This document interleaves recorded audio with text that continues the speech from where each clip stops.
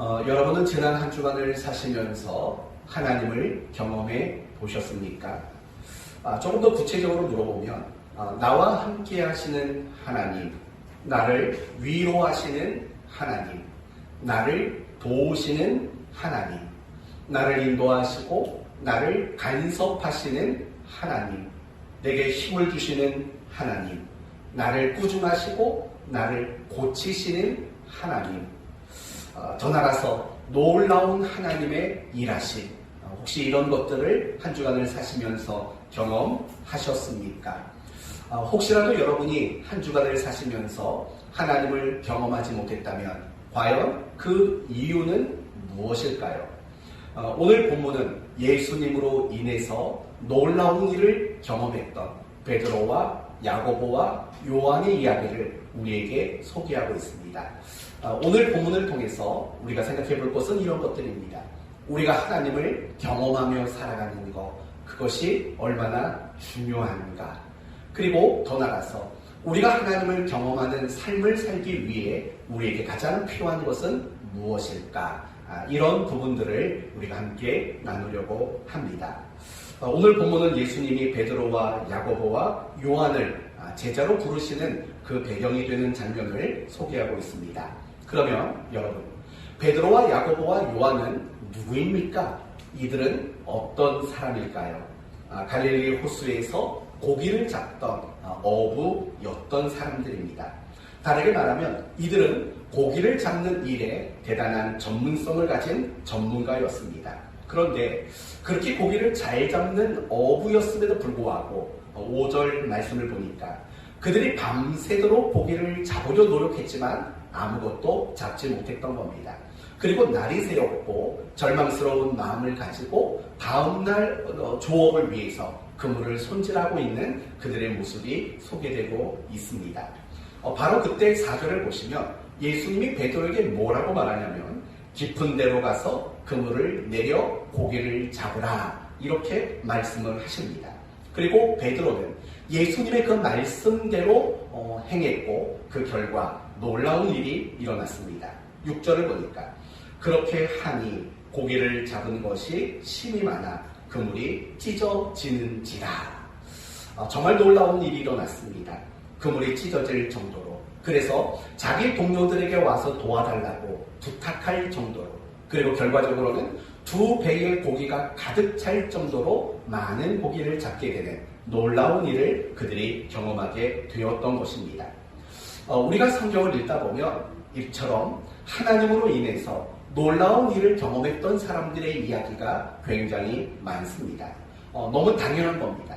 왜냐하면 우리 기독교는 초월의 종교이며 더 나아가서 기적이 있는 종교이기 때문에 그렇습니다. 그래서 우리가 성경을 보면 하나님으로 인해서 놀라운 일들을 경험했던 사람들의 이야기가 곳곳에 기록되어 있는 겁니다. 여러분이 잘 아시는 아브라함을 생각해 보십시오.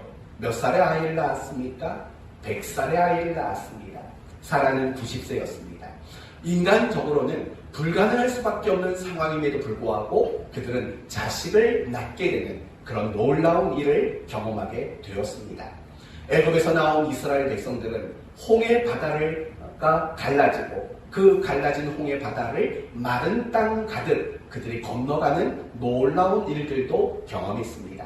광야에서 하늘에서 내리는 만나를 먹고 메추라기를 먹고 반석에서 솟아나는 샘물을 마시는 이런 놀라운 일도 경험했습니다. 여리고성을 정말 손 안 대고 코 풀었지 않습니까? 손 안 대고 코 풀었죠. 그저 몇 바퀴 돌고 났더니 여리고성이 저절로 무너지게 되는 이런 놀라운 일들도 경험했습니다. 하나님의 백성만 이렇게 놀라운 일을 경험한 건 아닙니다. 이방인들도 얼마나 많은 놀라운 일을 경험했는지 모릅니다. 사르밧 과부는 그의 떡그릇과 기름그릇이 마르지 않는 놀라운 일을 경험했고, 아람의 장군이었던 나만 장군도 문둥병에서 정말 깨끗하게 고침받는 이런 일들을 경험했습니다. 놀라운 것들을 경험했습니다. 그러나 이렇게 한 사람 한 사람만 놀라운 일을 경험한 것도 아닙니다. 많은 사람들이 함께 하나님의 놀라운 일들을 경험한 경우도 너무나도 많습니다. 10명의 문둥병자들, 그들이 모두가 고침을 받는 놀라운 일을 경험했습니다. 가나안의 혼인잔치, 물이 포도주로 바뀌는 놀라운 일을 경험했습니다. 들판에서 5,000명이 넘는 사람들이 보리떡 5개와 물고기 2마리로 배부르게 먹고 남게 되는 이런 놀라운 일들도 경험했습니다. 120명의 성도들이 함께 모여 기도할 때 오순절에 성령이 강림하는 이런 놀라운 일들도 경험하기도 했습니다. 이렇듯이 성경을 보면 창세기로부터 성경 마지막에 이르기까지 하나님으로 인해서 놀라운 것들을 경험했던 사람들의 이야기가 얼마나 많은지 모릅니다. 물론 이렇게 하나님을 경험하는 이야기가 성경 안에만 국한되지는 않습니다. 예수 믿고 살아가는 많은 신자들의 삶 속에서도 하나님을 경험하게 되는, 하나님의 놀라운 일들을 경험하게 되는 그런 일들이 얼마나 많이 일어나는지 모릅니다. 그래서 우리는 그들의 이야기를 간증이라는 제목으로 많이 듣게 됩니다. 간증을 통해서 하나님을 경험했던 사람들의 이야기, 간증을 통해서 정말 하나님의 놀라운 일을 경험했던 사람들의 이야기를 많이 듣습니다. 예를 들면 이런 거죠. 죽을 병이었는데 절대 의사도 못 고친다고 했는데 하나님이 그 병을 고쳐주셨다더라 라는 간증을 듣기도 합니다. 또는 이런 거죠. 내가 어릴 때부터 가지고 있었던 아픔과 상처, 그 누구를 만나도 그 아픔과 상처가 씻기지 않았는데 내가 하나님을 만났더니 하나님에 의해서 내 아픔과 상처가 깨끗이 씻겼다더라 라는 간증도 듣습니다. 또 이런 간증도 듣지요. 사업이 쫄딱 망했는데 하나님으로 인해서 그 사업이 다시 크게 성공했다더라 라는 이런 식의 간증도 우리는 많이 들었습니다. 어떤 어려운 문제가 있었습니다. 도무지 해결될 수 없는 문제라고 생각하는 그 문제가 하나님으로 인해서 해결되는 이런 놀라운 일들을 경험하게 되는 사람들의 이야기도 많이 듣습니다. 여기서 우리가 알 수 있는 일은 무엇입니까? 하나님은 우리에게 놀라운 일을 하실 수 있는 능력이 있는 분이시고 어떤 상황 속에서도 하나님은 우리를 놀라게 하실 수 있는 분이시고 더 나아가서 하나님은 우리를 놀라운 것을 경험하게 해주시기를 너무나도 원하시는 분이라는 겁니다. 그렇다면 이제 우리 이야기를 해봐야 되죠. 여러분은 어떻습니까? 여러분은 지금까지 신앙생활을 해오시면서 하나님을 많이 좀 경험해 보셨습니까? 하나님의 놀라운 일들을 많이 겪어보셨습니까? 말도 안 되는 어려운 문제를 하나님의 도우심으로 해결하는 것 혹시 경험해 보셨습니까? 또는 내가 무엇인가를 잘못하고 있을 때 하나님이 내 삶에 간섭하셔서 나를 꾸중하시고 나를 책망하시는 그런 건 좀 경험해 보셨습니까? 하나님이 내 삶을 인도하시고 나를 간섭하셨다는 것을 혹시 경험해 보셨습니까? 하나님이 나에게 지혜를 주시는 것을 경험해 보셨습니까? 하나님이 어떤 사람을, 어떤 믿음의 사람을 나에게 붙여주시는 것들을 경험해 보신 적은 있으십니까? 하나님이 나를 인도하는 경험을 해보신 적 있으십니까? 하나님께서 내 삶을, 내 사업을 축복해 주시는 이런 것들을 혹시 경험해 보신 적 있으십니까?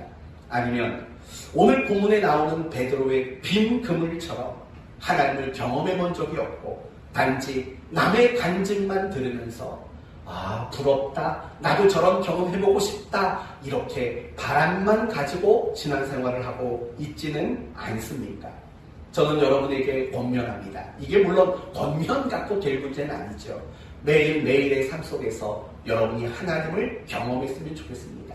뭔가 신비한 거 그런 것만 말하는 게 아닙니다. 작은 거라 할지라도 정말 사소한 거라 할지라도 하나님을 경험하는 삶, 그런 삶을 여러분이 매일매일 살아갈 수 있기를 바랍니다.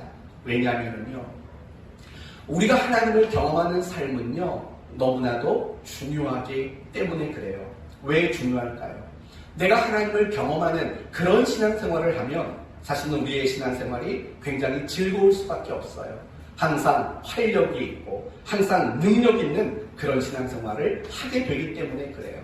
그러나 반대로 생각해봐요. 우리가 하나님을 경험하지 못해요. 우리가 신앙생활은 오래 했지만 열심히 많이 했지만 우리가 하나님을 경험하는 일이 없다면 과연 우리의 신앙생활에 즐거움이 있겠습니까? 무기력할 것입니다. 그리고 무능력한 그런 모습으로 우리는 신자로 살아갈 수밖에 없을 겁니다. 예를 들어 봅시다. 이 자리에 연애 안 해보신 적 없으시죠? 나중에 우리가 여름 수련회 할 수 있게 되는 날이 오면 그때 가서 여러분의 첫사랑의 이야기를 한번 물어보고 싶습니다.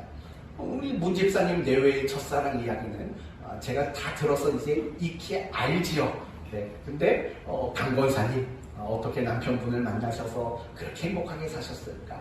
황 권사님, 오 권사님, 오 집사님, 뭐 우리 임 목사님, 최 집사님, 그리고 제 얘기도 할 게 꽤 많답니다. 아무튼 연애라는 걸 다 해보셨을 거예요. 그럼 생각해봐요. 연애를 책으로만 공부하면 재밌을까요? 연애를 어떤 연애 전문가의 특강만 들어서 과연 연애가 재미있을까요? 사실은 재미가 없어요. 책으로 봐서 연애가 뭐가 재밌겠습니까? 그러면 정말 연애가 재밌고 즐겁고 기쁘다라는 거, 이런 마음을 가지려면 어떻게 해봐야 될까요? 직접 연애를 해봐야죠. 연애를 직접 해보면은요, 책으로만 배워서 알 수 있는 그 이상의 것을 누리게 되는 거죠. 여러분, 저는 아직도 수영을 못합니다. 아마 앞으로도 못할 확률이 굉장히 많습니다. 수영을 책으로 배운다면, 또는 수영을 어떤 동영상으로만 본다면 수영이 재밌겠습니까? 하나도 재미없을 겁니다. 물을 먹어 배가 부를지언정 물속에 들어가서 해봐야죠. 그래야 수영이 재밌고 그리고 수영의 실력도 좋아지는 것 아닐까요? 요리도 마찬가지예요. 맨날 백종원 동영상만 본다고 요리가 재밌겠습니까? 그래서 재미가 없죠. 어떻게 하면 재밌을까요? 백종원 동영상 켜놓고 하라는 대로 한 스푼, 뭐 반 스푼, 뭐 이런 거 있지 않습니까? 아니 또 그것도 문 집사님 전문가인데 아무튼 문 집사님이 요리를 얼마나 잘하시는지 몰라요. 김치도 잘 담궈요. 드셔보신 분은 아마 아실 거예요. 그게 본인 실력은 아니에요. 본인 실력은 아니고 다 동영상 레시피대로 했더니 그런 결과가 나오는 거죠. 제가 말씀을 드리려고 하는 요지는 그런 것들이에요. 그걸 여러분 요리책으로만 보고 동영상으로만 본다면 뭐가 재밌겠냐고요. 뭐가 실력이 좋아지겠냐고요. 그런데 그거 보면서 그대로 따라했더니 와 진짜 맛이 나는 겁니다. 그러면 요리가 정말 재밌어지는 거고 또 하고 싶어지는 마음이 드는 거죠. 바로 제가 여러분에게 드리고 싶은 이야기는 그런 것들이에요. 우리의 신앙생활도 마찬가지라는 거예요. 성경을 통해서 하나님은 이런 분이다 라고 배워요. 그리고 설교를 통해서 하나님은 이런 일들을 하신다, 그러시는 분이시다 라고 들어요. 그러나 성경을 통해서 보고 듣고 배우는 것, 우리의 신앙생활이 마치 거기에만 머무른다면 이런 것과 마찬가지라는 거죠. 수영을 책으로만 배우는 것과 사실은 하나도 다를 바가 없는 거예요. 우리가 신앙생활 하는데 왜 재미가 없을까요? 왜 우리가 신앙생활을 마지못해 하게 될까요? 어쩌면 그 이유 중 중요한 이유는 바로 그런 거예요. 하나님을 경험하지 못하는 거예요. 하나님이 말씀하신 그 말씀들을 내 삶 속에서 경험해 보지 않는 거예요. 못하는 거예요. 그러니까 우리의 신앙생활이 사실은 즐거울 수가 없고 열정이 생길 수 없고 자발적으로 하기보다는 마지못해서 하게 되는 그런 신앙생활일 확률이 너무나도 많이 있다는 거예요. 이런 측면에서 우리가 신앙생활 속에서 하나님을 경험하는 것, 더 나아가서 하나님의 놀라우심을 경험하게 되는 것, 그것은 굉장히 중요한 거예요. 우리를 즐겁게 하고 우리를 담대하게 하고 우리를 능력 있도록 만드는 가장 중요한 내용이 될 수 있기 때문인 거예요. 그렇기 때문에 사랑하는 성도 여러분, 저는 여러분에게 바라는 건 그런 거예요. 여러분이 신앙생활 하면서 뭐 큰 거에만 해당되는 것이 아니라 작은 일 속에서도 여러분의 삶의 작은 순간 속에서도 하나님을 경험할 수 있는 이런 일들이 여러분에게 일어날 수 있기를 바랍니다. 그게 굉장히 중요한 거거든요. 그래서 시편 34편에는 이런 말이 나와요. 너희는 여호와의 선하심을 맛보아 알지니라. 하나님을 맛보래요. 하나님을 경험하래요. 그게 그만큼 중요한 일이기 때문인 거예요. 그래서 여러분의 신앙생활 속에서 하나님을 경험하고 그 하나님이 행하시는 놀라운 일들을 경험하게 되는 이런 은혜와 복이 여러분에게 있기를 예수님의 이름으로 축원드립니다. 그렇다면 우리가 하나님을 경험하려면, 하나님의 놀라우신 일들을 경험하려면 우리에게 필요한 것은 과연 무엇일까요? 바라고 원하는 마음일까요? 물론 그것도 필요합니다. 우리가 항상 신앙생활할 때 바라고 원하는 마음, 이런 마음들은 우리에게 너무나도 필요하고 중요한 것이기 때문에 그래요. 그러나 우리가 하나님을 경험하기를 바라고 원한다고 해서 모든 사람이 하나님을 경험하게 되는 건 아니에요. 하나님을 경험하기를 원하는, 바라고 원하는 마음을 가진 사람 중에는 어떤 사람은 하나님을 경험해요. 그러나 바라고 원하는 마음이 있지만 어떤 사람은 여전히 하나님을 경험하지 못하는 그런 분들도 계신다고요. 그렇다면 똑같이 바라고 원하는 마음이 있는데 어떤 사람은 하나님을 경험하고 어떤 사람은 하나님을 경험하지 못하는 이 차이를 만들어내는 중요한 근거는 과연 무엇일까요? 오늘 본문은 그에 대해서 너무나도 명확하게 답을 주고 계십니다.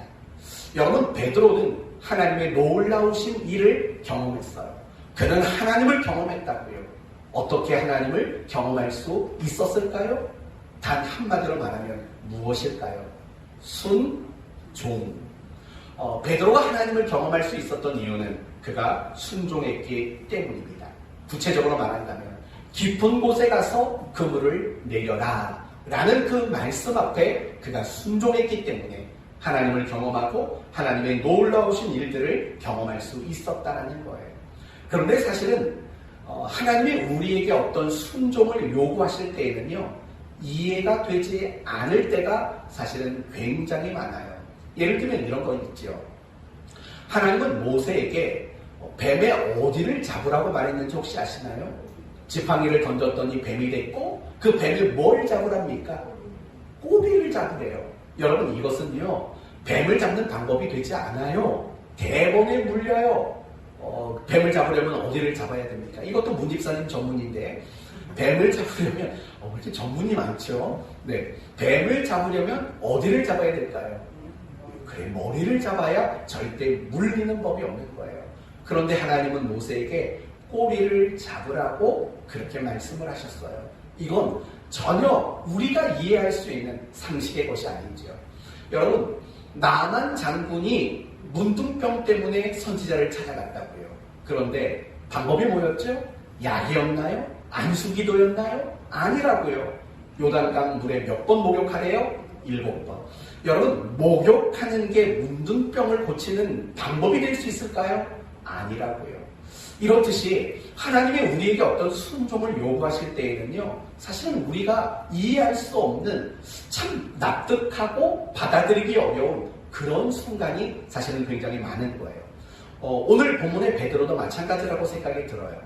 주님은 베드로에게 깊은 곳에 가서 그물을 내리라고 말씀을 하셨어요. 그러나 베드로는 누굽니까? 고기 잡는 일의 전문가라고요. 바닷가에서 태어났고 어릴 때부터 어른들이 고기 잡는 것을 봤고 그 어른들에게 고기 잡는 것을 배웠고 그래서 지금껏 이 고기를 잡아서 먹고 살았던 사람이 베드로였다고요.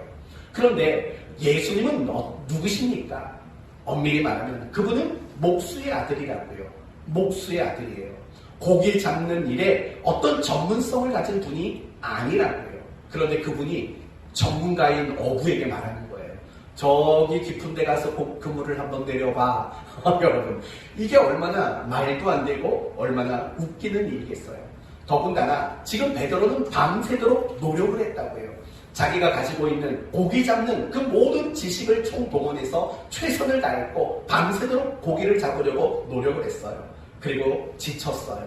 이제 포기했어요.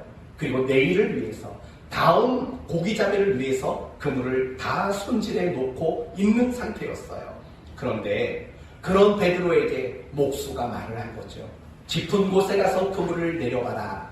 과연 이 말을 받아들일 수 있겠습니까? 만약에 여러분이 베드로였다면 어떻게 하셨을 것 같아요? 혹시 콧방귀를 뀌지 않았을까요? 그런 말 하지 마시오 라고 말하진 않았을까요? 무식한 말 하지 마십시오 라고 말하진 않을까요? 아니면 화가 날지도 모르죠. 피곤해 죽겠는데 저리 가시오 라고 더러 화를 내지 않을까요? 여러분은 아직 그 말이 실감이 나지 않아서 그래요. 조금만 각도를 바꿔서 얘기해 봅시다. 저는 요리를 할 줄 모릅니다. 옛날에는 라면 좀 끓였는데 요즘에는 라면 물도 못 맞추겠더라고요. 그나마 조금 나은 게 짜장라면 끓이는 거. 요거는 그나마 조금 나아요. 그렇다고 잘하는 건 아니에요. 전 요리를 못하거든요. 그런데 여러분은 요리를 잘하시잖아요. 다 요리를 맛있게 잘한다고요. 그런데 제가 여러분이 어떤 요리를 하는데 가서 이렇게 말한다면 받아들이시겠어요? 소금 2스푼만 더 넣으십시오 라고 말하면 여러분은 제 말을 따라주시겠어요? 따르면 안 돼요. 그럼 이단이에요, 그거는. 여러분, 우리 교회가 김장을 하는데 안 한 지 지금 몇 해 된 것 같네요, 벌써 느낌이. 김장을 하는데 제가 고춧가루 더 넣으세요, 액젓 좀 더 넣으세요 라고 말한다면 여러분 그 말이 따르시겠냐고요. 저 요리도 할 줄 모르고 김장은 아예 해본 적도 없어요. 기껏해야 배추 나르는 거 말고는 해본 적이 없는데 제 말을 과연 여러분이 따라주시겠냐고요. 제가 그렇게 말하면 어떻게 하시겠어요? 좀 이렇게 성품이 온화하신 분들은 그냥 웃고 말겠죠. 그런데 성격 좀 있는 분들은 말할 거예요. 저리 가세요. 해놓으면 드시긴 하시라고 그렇게 타박하실지도 모르겠는데 절대 제 말을 따라주지 않을 게 분명합니다.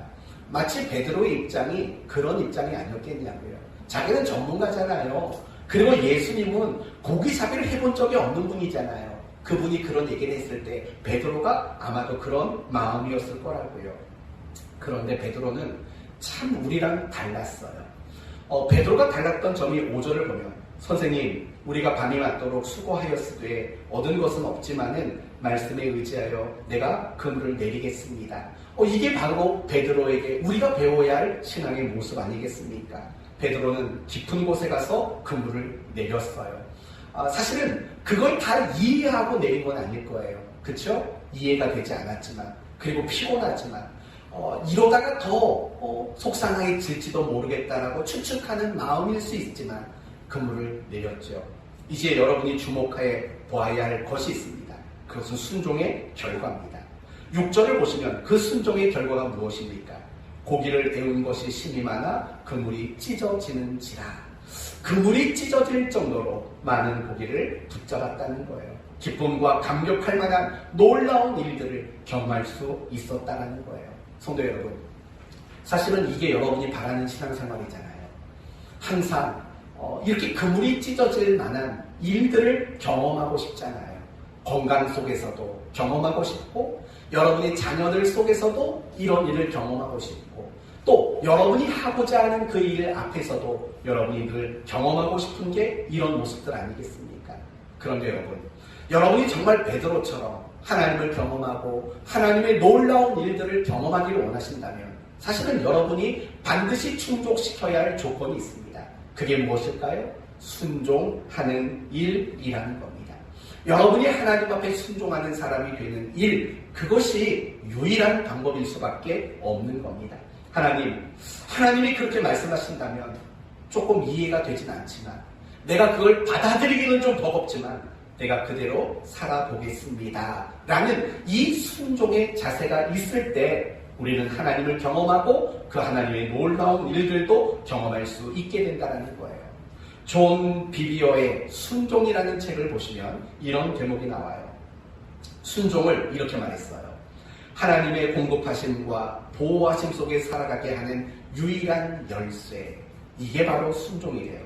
하나님의 공급하심과 하나님의 보호하심 속에 살아갈 수 있는 유일한 열쇠, 그게 바로 순종이라는 거죠. 결국 오늘 본문은 우리에게 너무나도 분명한 메시지를 주는 겁니다. 어떤 메시지를 줄까요? 하나님 말씀에 순종하라는 겁니다.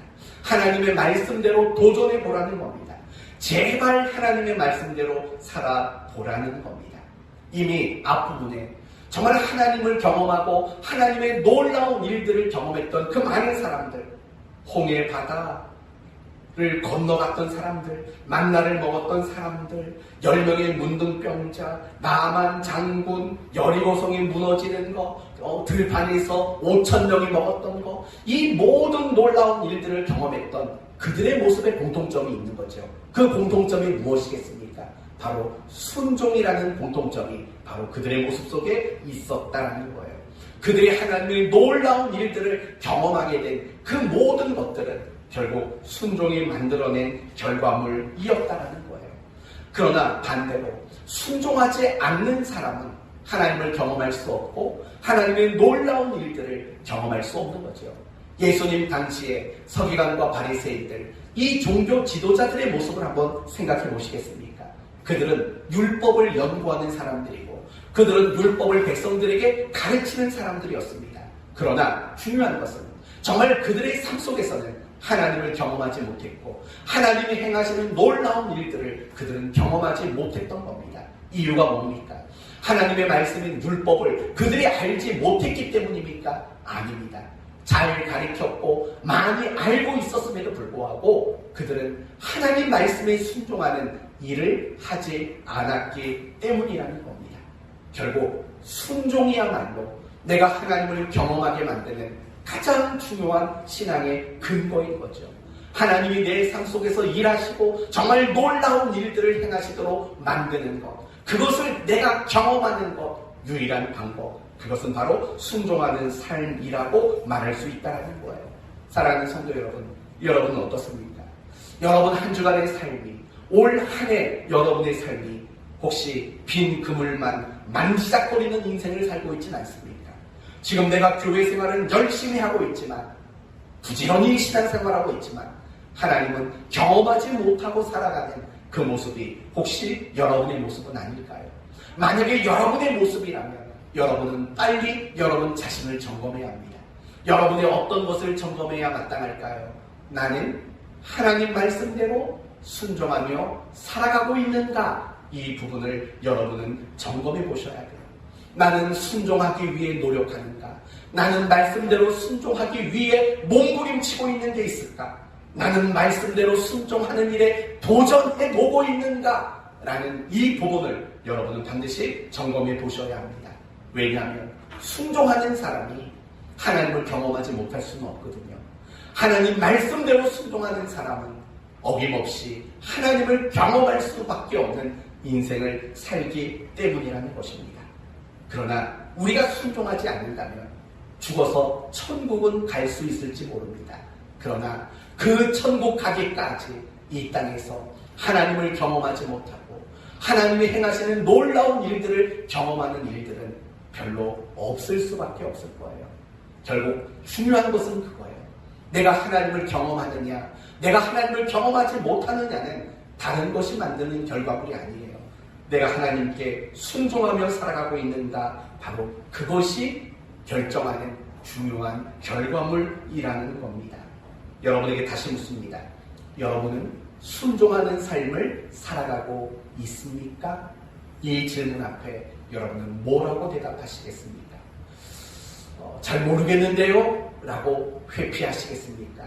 그러면 제가 그런 여러분을 위해서 여러분이 순종하는 삶을 사는지 그렇지 않은지 여러분에게 확인시켜 드리겠습니다. 사실은 이미 여러 차례 여러분에게 확인시켜 드린 바가 있습니다. 이렇게 확인하시면 됩니다. 지금부터 저를 보셔야 합니다. 메모장 보시면 절대 안 됩니다. 물어보겠습니다. 지난주 설교 내용이 뭐였습니까? 고개 드십시오. 지난주 설교 내용, 설교 제목 뭔지 아시는 분? 최영?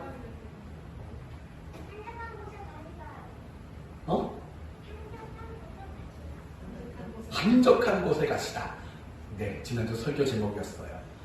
내용은 좀 더 구체적으로 뭐였죠? 내용이 뭐였죠? 그거밖에 생각 안 나세요? 마음 같아서는 그냥 지목해서 물어보고 싶은데 그럴 수는 없고, 사모하는 마음, 맞아요. 우리가 사모하는 마음 가져야 된다. 가버나움 사람들이 그 아침부터 예수님을 찾아오는 모습에서 사모하는 마음 얘기했고, 또 두 번째는 뭐였죠? 네? 사명의식. 예수님이 밤을 새셨지만 내가 갈릴리를 다니며 전도하겠다라는 그 사명감을 가지셨다. 그리고 이 사모하는 마음과 사명감, 이게 식지 않기 위해서는 매일매일마다 어디로 나가야 된다?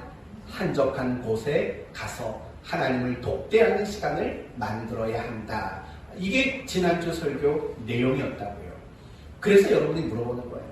지난주 설교 내용이 무엇이었습니까? 마음속으로 혹시 그런 생각했습니까? 목사님, 어제 일도 기억 못하는데 지난주 주일 설교 일을 어떻게 기억하겠습니까? 라고 생각이 드십니까? 아닙니다. 그렇지 않습니다. 여러분이 지난 주일 설교를 듣고 사모하는 마음, 사명감, 그리고 한적한 곳, 이걸 소원하고 매일매일 그 말씀대로 살려고 노력했다면 사실은 그게 일주일 전 이야기가 될 수 없는 거죠. 어제 이야기고 그제 이야기고 사실은 매일매일의 이야기일 수밖에 없었던 거죠. 그러나 우리가 지난 주일 말씀을 생각하지 못한다는 건 정말 미안한 얘기지만 들은 말씀대로 살아보려고 하지 않은 거죠. 적어도 여러분 매일매일마다 한적한 시간, 한적한 자리를 기억하고 정말 그걸 위해서 노력했다면 적어도 여러분의 입술에서는 한적한 자리로 라는 말이 나와야 마땅한 거 아니겠습니까? 그런데 그 단어조차도 생각이 나지 않는 것은 한 주간을 살면서도 주일 말씀대로 내가 어떻게 좀 실천해 보겠다라는 그런 마음을 품지 않고 순종하지 않았기 때문이라고 밖에는 사실은 말씀 드릴 수 없을 것 같습니다. 오늘날 그리스도인들에게 정말 부족한 것들이 너무 많아요. 예를 들면 가장 대표적인 게 그거예요. 경건 생활이 너무 많이 부족해요. 개인적으로 성경을 읽고 큐티하는 생활 너무 부족해요. 또 하나님 앞에 나아가서 기도하는 생활 너무 부족해요. 하나님께 예배드리는 예배 생활 이것도 역시 사실은 너무 많이 부족해요. 감사 생활 이것도 많이 부족하다라고 생각이 들어요. 나를 희생시키고 나를 헌신하는 이런 식의 모습도 사실은 너무나도 많이 부족한 것 같아요. 그런데 우리 그리스도인들에게 있어서 더 많이 부족한 게 있습니다. 그게 뭐냐면 바로 순종하는 삶이야말로 너무나 부족한, 가장 부족한 모습이 아닌가라고 생각이 듭니다. 혹 성경을 읽더라도, 혹 설교를 듣더라도, 혹 큐티를 했다 할지라도 사실은 거기까지만이죠. 내가 읽은 말씀, 내가 큐티한 말씀, 내가 들은 말씀, 내가 그 말씀대로 순종하며 살아가고자 하는 그 일이 우리에게는 너무나도 많이 부족하다라는 거예요. 순종이 없다면 사실은 우리의 신앙의 변화도 일어나진 않을 거예요. 뿐만 아니라 우리의 삶의 순종이 없다면 우리는 하나님을 경험하는 그런 일들이 우리에게는 나타나지 않는 것이 너무나도 당연한 일일 수밖에 없는 거예요. 사랑하는 성도 여러분, 다음 주에 또 물어볼는지 안 물어볼는지 모르겠어요. 지난주에 배운 말씀이 뭡니까? 하시면 여러분은 순종이라고 말씀을 하셔야 돼요. 하나님께 순종하는 것, 그게 하나님을 경험하는 방법이거든요. 이해할 수 없고 내가 받아들일 수 없지만 내가 하나님께 순종할 때 내가 비로소 하나님의 놀라운 일들을 경험할 수 있게 된다는 이 사실을 기억하고 날마다 순종하는 그런 여러분 모두가 되실 수 있기를 바랍니다. 그렇다면 이제 우리가 조금만 더 생각해 볼 한 가지가 남았습니다. 나의 깊은 곳은 과연 무엇인가? 예수님은 베드로에게 뭐라고 말씀을 하셨냐면 깊은 곳에 가서 그물을 내려라 라고 말씀을 하셨어요. 그렇다면 베드로에게 깊은 곳은 과연 어디일까요? 정말 단지 수심이 깊은 곳, 그것만을 깊은 곳이라고 말할까요? 사실 그렇지 않은 것 같아요. 물론 수심이 깊은 곳도 베드로에게는 깊은 곳이 맞아요. 그러나 엄밀히 말하면, 더 정확히 말한다면 한 번도 그물을 내려본 적이 없는 곳, 그게 베드로에게는 깊은 곳이에요. 그렇다면 베드로가 깊은 곳에 그물을 내려보지 않은 이유는 과연 뭘까요? 자기가 가지고 있는 그물로는 깊은 곳에서 절대로 고기를 잡을 수 없다는 것을 알기 때문이죠. 예를 들면 이렇게 생각해 보시면 돼요. 그물이 짧아요. 그물이 짧으면 어디에서 고기를 잡아야 고기가 안 도망갈까요? 그 그물 길이만큼 되는 수심이 낮은 곳에서 고기를 잡아야 그물 밑으로 도망가지 않지요. 그러나 반대로 그물은 짧은데 깊은 곳에서 그물을 내리면 사실 고기들이 그 그물 아래로 얼마든지 도망을 갈 수 있는 건 아니겠어요. 바로 그곳이 베드로에게는 깊은 곳이었다는 거예요. 내 그물은 요만큼밖에 안 길어. 그래서 이거보다 더 깊은 곳에서는 고기 잡아야 그물을 내려야 소용이 없어 라고 생각하고 한 번도 그물을 내려보지 않은 곳, 현실성이 떨어진다고 판단된 그곳, 바로 그곳이 베드로에게는 깊은 곳이었던 것입니다. 그러나 베드로는 그 깊은 곳에 그물을 내렸다라는 겁니다. 그러면 이제 우리도 생각해 봐야죠. 나에게 깊은 곳은 과연 어디일까? 라는 것도 우리는 고민해 볼 수 있어야 합니다. 한마디로 말하면 이런 거죠. 도전해 보지 않은 모든 신앙의 일들, 그게 나에게는 깊은 곳일 것입니다. 여러 번 해봤지만 안 됐다, 못하겠다 라고 여기고 포기한 그 일, 그게 여러분에게는 베드로에게 있었던 깊은 곳과 마찬가지의 장소라는 겁니다. 그렇다면 그런 것들이 뭐가 있을까요? 도전해보지 못했어요. 그건 못할 것 같아 라고 생각해서 안 해봤어요. 그리고 또는 해봤는데 못할 것 같아서 포기했어요. 그런 일들이 과연 뭐가 있을까요? 뭐 이런 것들이겠죠. 용서. 내가 누군가를 용서하는 거. 난 절대 못해. 또는 용서해보려고 했지만 도무지 용서가 안 돼서 포기했다면 그 용서는 여러분에게 깊은 곳이 될 수 있을 겁니다. 또 이런 것도 있겠죠. 전도. 나는 아직 믿음이 깊지 못해서, 또는 나는 성격이 좀 내성적이어서 나는 전도 못해. 나는 그냥 전도비만 내고 말래. 그렇다면 그곳이 깊은 곳일 수 있지요. 또는 이런 거죠. 전도해봤는데 내가 얼마나 민망했는데요. 더 이상 그 꼴 당하고 싶지 않아요. 여러분, 그런 게 바로 깊은 곳 아닐까요? 또는 이런 거죠. 가정예배. 낯 뜨거워서 못하겠어요. 저희도 가정예배 처음 드릴 때 사실은 좀 낯 뜨거움이 있더라고요. 낯 뜨거움이 있어요. 그래서 못할 것 같아요. 해봤는데 잘 되지도 않고 그래서 포기했어요. 여러분, 가정예배도 여러분에게 그렇다면 깊은 곳이 될 수 있는 거예요. 또는 이런 거죠. 새벽예배. 우리 교회는 아침예배. 6시에 드리니까 아침예배. 해봤는데요. 하루가 어떻게 보냈는지 모르겠어요. 비몽사몽이에요. 그래서 못하겠어요. 라고 했다면 그것도 바로 깊은 곳이 될 수 있는 거예요. 그거 말고도 절제하는 생활, 또는 화해하는 것, 또 온전한 11조, 이런 것들, 사실은 이 모든 것들이 우리에게는 깊은 곳이 될 수 있어요.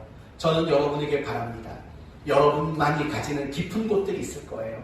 그곳에 순종이라는 그물을 내릴 수 있기를 바랍니다. 그리고 특별히 하나님이 여러분의 마음속에 특별히 깊은 곳으로 자꾸 그물을 내리라고 만드시는 어떤 것들도 분명히 있을 거예요. 바로 그 일에 여러분 모두가 순종의 그물을 내릴 수 있기를 바라요. 그 자리가 어떤 자리일까요? 여러분에게 그 깊은 곳은 결국 하나님을 경험하는 자리가 되는 거예요. 난 못해요. 난 안 해요. 할 수 없어요. 여러분, 바로 그 자리가 하나님을 경험하는 자리고, 바로 그 자리가 하나님이 놀라운 일을 감추어 놓으신 자리이기 때문에 우리는 순종하지 않으면 절대 하나님을 경험할 수 없는 그런 결과를 자처할 수밖에 없는 거예요. 사랑하는 성도 여러분, 조금만 더 용기를 내세요. 그리고 여러분의 신앙생활 속에서 나의 깊은 곳이라고 여겨지는 그곳에 순종의 그물을 내릴 수 있는 여러분이 되시기를 바라요. 그러기 위해 필요한 것은 크게 두 가지예요. 첫째는 하나님을 신뢰하는 일이 필요해요.